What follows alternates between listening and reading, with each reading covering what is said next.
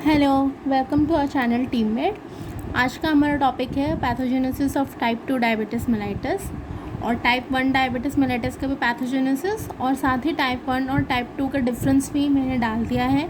आपने अभी तक नहीं देखा है तो प्लीज़ उनको देख लेना, मैं डिस्क्रिप्शन में लिंक दे दूँगी। तो चलिए शुरू करते हैं इसका pathogenesis. Type 2 diabetes mellitus basically genetically determined होता है, मतलब वो इनहेरिटेड होता है पेरेंट्स से या फिर ग्रैंड पेरेंट्स से, और साथ ही कुछ डाइटरी फैक्टर्स, सेडेंटरी लाइफस्टाइल और कुछ एनवायरमेंटल फैक्टर्स होते हैं जो कि इसको ट्रिगर करते हैं।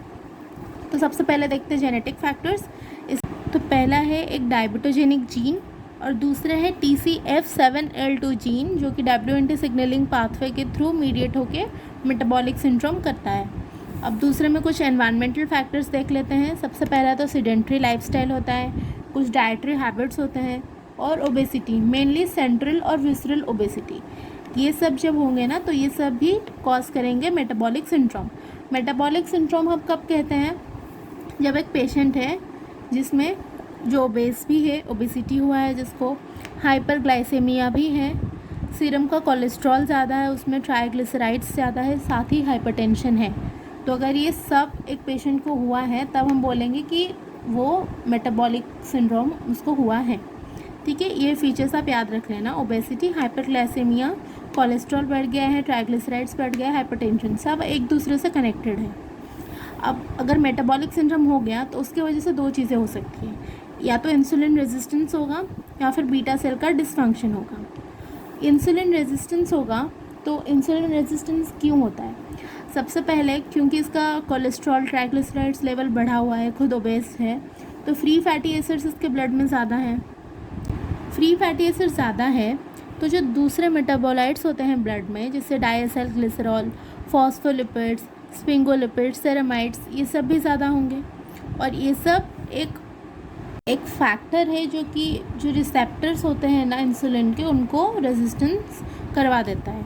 दूसरा है एडिपोकाइंस। एडिपोकाइंस जो होता है वो एडिपोसाइट्स के साइटोकाइंस ही होते हैं। एडिपोसाइट्स कुछ साइटोकाइंस उसके साइटोप्लाज्म में कुछ होते हैं जो कि इंसुलिन रेजिस्टेंस करवाते हैं। अब इनमें कुछ अच्छे एडिपोकाइंस भी होते हैं, जैसे एडिपोनेक्टिन और लेप्टिन, ये दोनों अच्छे एडिपोकाइंस है। ये क्या करते हैं? ये सेंसिटिविटी बढ़ाते हैं, मतलब ये इंसुलिन का अपटेक करवा देंगे, ये उनके रिसेप्टर्स को ज़्यादा सेंसिटिव कराएंगे इंसुलिन को। पर कुछ बुरे एडिपोकाइंस भी होते हैं जो इंसुलिन रेजिस्टेंस करवाते हैं। थर्ड में है इन्फ्लेमेशन। इन्फ्लेमेटरी मीडिएटर्स जैसे इंटरल्यूकिन 1 बीटा, ये सब जो है इंसुलिन का रेजिस्टेंस करवा देंगे। अब इंसुलिन का रेजिस्टेंस होता है तो उसके वजह से क्या क्या इफेक्ट होगा? मतलब जो इंसुलिन के रिसेप्टर्स है वो अब रेजिस्ट करेंगे इंसुलिन को अपने सेल में आने से, तो decrease uptake of glucose in muscle, uptake कम हो जाएगा। ठीक उसी तरह अपटेक कम होगा तो ग्लाइकोलाइसिस भी कम होगा, फैटी एसिड ऑक्सीडेशन भी लीवर में कम होगा। और जो हेपेटिक ग्लूकोनियोजेनेसिस है जिसको इंसुलिन सप्रेस करता था, अब क्योंकि इंसुलिन जाएगा नहीं तो ग्लूकोनियोजेनेसिस होता रहेगा।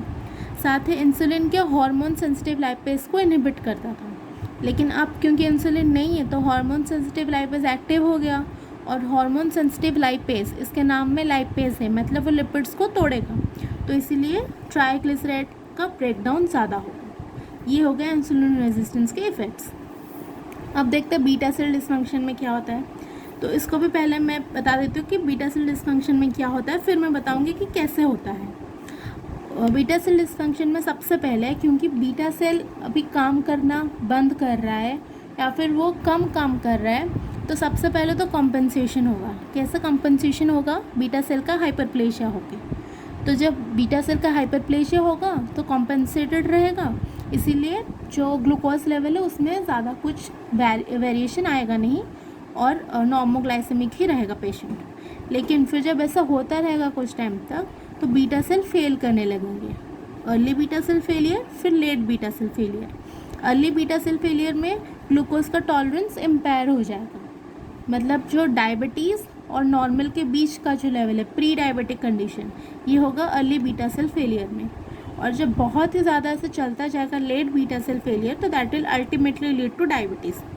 मतलब पहले जिसको बीटा सेल डिसफंक्शन हुआ है, सबसे पहले तो वो नॉर्मोग्लाइसेमिक ही रहेगा, फिर प्री डायबिटिक में आएगा, फिर जाके उसको डायबिटीज़ होगा। अब ये देखते हैं कि बीटा सेल डिस्फंक्शन कैसे होता है। पहली बात तो लिपोटॉक्सिसिटी होगा, क्योंकि ओबेसिटी हुआ है और कोलेस्ट्रॉल ज़्यादा है तो फ्री फैटी एसिड ज़्यादा है। यहाँ पे भी हमने पढ़ा था कि फ्री फैटी एसिड ज़्यादा है, तो फ्री फैटी एसिड जब भी ज़्यादा होते हैं ये दोनों करवाते हैं, इंसुलिन का रेजिस्टेंस भी और बीटा सेल का डिस्फंक्शन भी। तो फ्री फैटी एसिड ज़्यादा हो गए तो वो टॉक्सिसिटी कराएंगे। दूसरा है क्रॉनिक हाइपरग्लाइसेमिया, जब बहुत टाइम तक हाइपरग्लाइसेमिक ही रहता है वो पेशेंट तो ग्लूकोटॉक्सिसिटी होता है। तीसरे में आप याद रखना, आप ऐसे ही याद रखना कि एक लिपिड वाला है लिपोटॉक्सिसिटी, एक ग्लूकोटॉक्सिसिटी, और फिर तीसरे में है प्रोटीन वाला। प्रोटीन में कौन से?